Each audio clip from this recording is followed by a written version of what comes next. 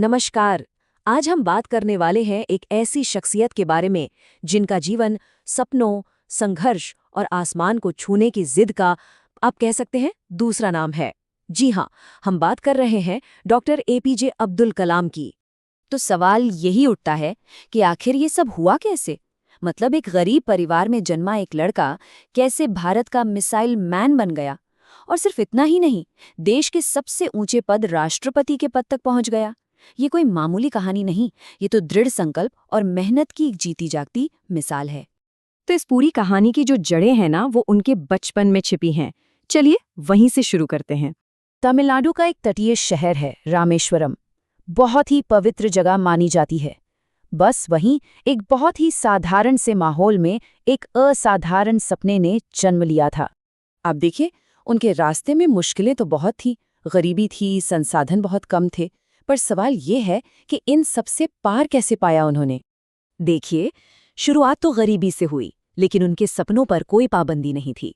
आपको पता है, पढ़ाई का खर्च निकालने के लिए उन्होंने अखबार तक बेचे, लेकिन वो जो धुन थी ना वैज्ञानिक बनने की, वो कभी कम नहीं हुई। और यही जिद, यही मेहनत उनकी सफलता की नींव बनी। और फिर उनकी मेहनत रंग लाई। वो देश के सबसे बड़े रक्षा वैज्ञानिकों में से एक बने। और इसी दौर में पूरे भारत ने उन्हें एक नया नाम दिया, मिसाइल मैन। लेकिन ये नाम मिसाइल मैन, ये उन्हें मिला क्यों? ऐसा क्या किया था उन्होंने कि उन्हें ये पहचान मिली? चलिए इसी को समझते हैं। इसका जवाब छिपा है भारत के मिसाइल प्रोग्राम में। उन्हीं के नेतृत्व में अग्नि और पृथ्वी जैसी मिसाइलों को कामयाबी से डेवलप किया गया। और ये सिर्फ हथियार नहीं थे, समझिए, ये भारत की आत्मनिर्भरता, उसकी ताकत का प्रतीक थे। इसी ने दुनिया के नक्शे पर देश को एक नई पहचान दी। पर रुकिए, कहानी अभी खत्म नहीं हुई है। देश की लैब से निकलकर उनका सफर अब भारत के सबसे बड़े पद की ओर बढ़ रहा था।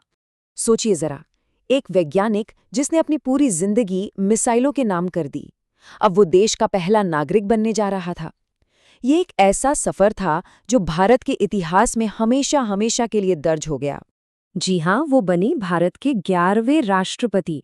और उन्हें यूं ही जनता का राष्ट्रपति नहीं कहा जाता था। इसकी वजह थी कि वो हमेशा आम लोगों से और खासकर युवाओं से जुड़े रहते थे।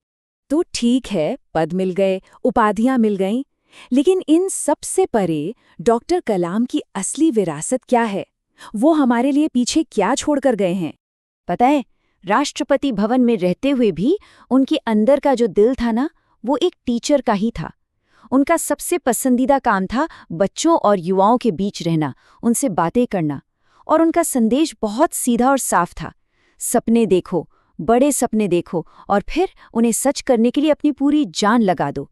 यही वो संदेश है जो आज भी लाखों करोड़ों लोगों को हिम्मत देता है। तो घूम फिर कर बात वहीं आती है। डॉक्टर कलाम की कहानी हमें सिखाती क्या है?